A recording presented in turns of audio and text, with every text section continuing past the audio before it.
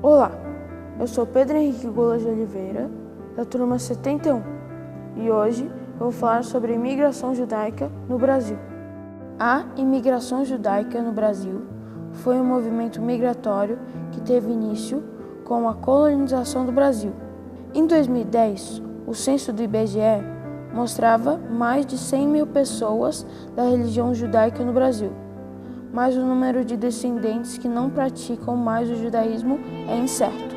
O Brasil foi palco para a primeira comunidade judaica estabelecida na América. Com a expulsão dos judeus de Portugal, logo após a descoberta do Brasil, judeus convertidos ao catolicismo, cristãos novos, já se haviam estabelecido na nova colônia. No mesmo período, Fernão de Noronha extraía pau-brasil da costa atlântica. As árvores ficariam conhecidas como madeira judaica. Muitos judeus portugueses, procurando fugir da intolerância católica em Portugal, viram no Novo Mundo a oportunidade de praticar livremente seu culto, incluindo-se aí os cristianizados que praticavam o judaísmo em segredo.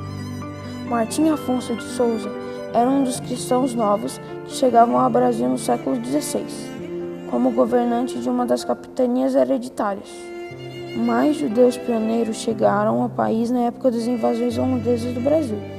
Em 1630, uma vez que compunham na Holanda uma comunidade tolerada, razão pela qual os holandeses foram bem recebidos pela comunidade judaica já estabelecida no Brasil.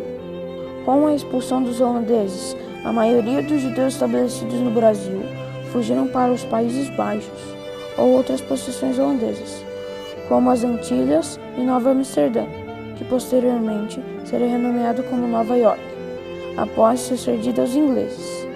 Ali fundaram a primeira comunidade judaica dos Estados Unidos.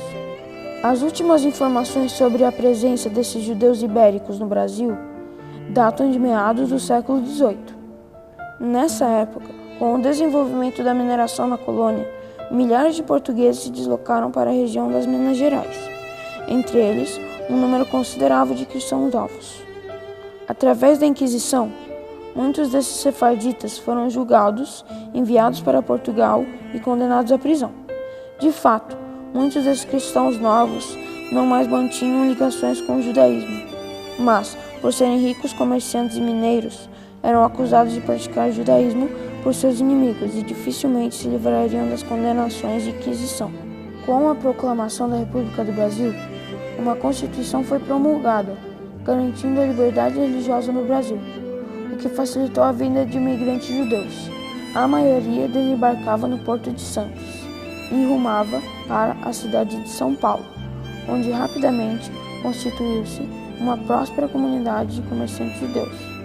Com a ascensão do nazismo na Alemanha na década de 1930, formou-se o maior contingente de imigrantes judeus rumando para o Brasil.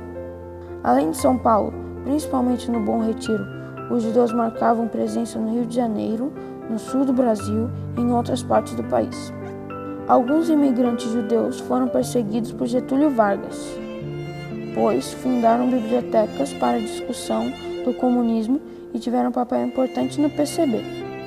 Por outro lado, Vargas tinha boas relações com as mais diversas personalidades judias, entre as quais a família Klabin, a dona da maior produtora de celulose do Brasil. Por volta de 1950, os judeus já eram parte da classe média brasileira. Fundavam jornais, bibliotecas, escolas, sinagogas, associações femininas de ajuda mútua e de apoio a recém-chegados. Participavam de agremiações político-partidárias, socialistas e sionistas, onde disputavam as lideranças. Preocupavam-se em criar instituições que cumprissem a função de unir e fortalecer a comunidade judaica brasileira.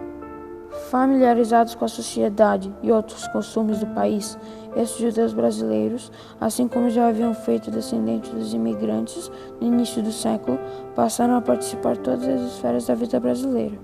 Por conta disso, principalmente a partir da década de 1970, casamentos de judeus e não-judeus se tornaram comuns nas cidades brasileiras.